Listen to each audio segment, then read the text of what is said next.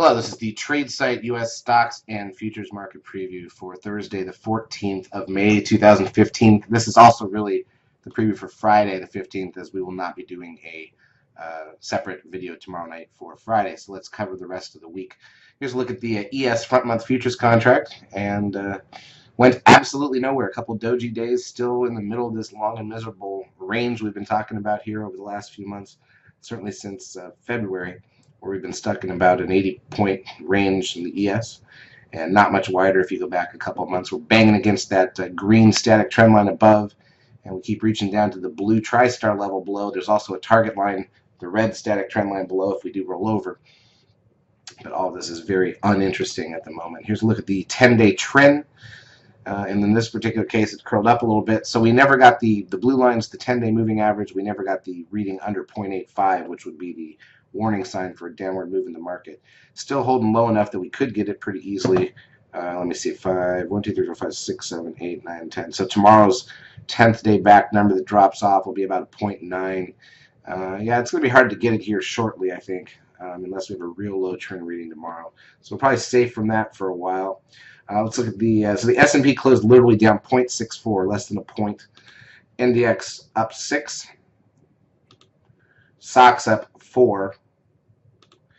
The biotech index down almost 7 points. That great 13 sell signal that Rich pointed out the day before it hit led to a nice decline in the biotechs. Now we've stabilized a bit.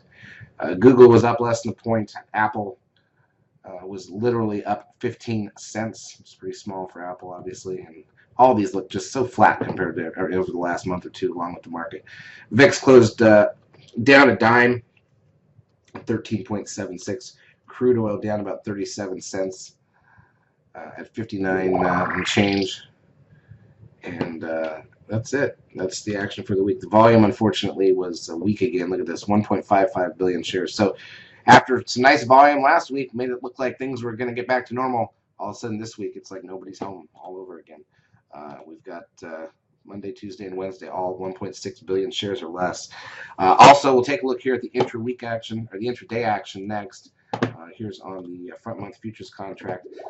So we gapped up and we shot higher in the opening 5-minute candle, and then look how flat the next 4 or 5 candles were. Finally started to roll over a bit. If you can mark off the 1 hour mark, it's a big white up candle around the 2102 area. That was 1 hour in. Hadn't really done anything, still sitting inside that opening 5-minute candle range. Still had the gaps below, but that's the point where we mark. If there's going to be an options unraveling move, it would start after the first hour typically. Volume would hold up in the futures, and it did. We started heading lower. We filled the gap. That was the biggest move of the day. Over the next hour, it wasn't much of a move. But the volume did hold up for a bit, and then we headed into lunch. And once you get that options unraveling move, typically that means that the rest of the day is going to be biased in that direction. So the chances of a rally holding were not good. We did pop up exactly in the middle of the day to hit the VWAP, but that failed as you would expect.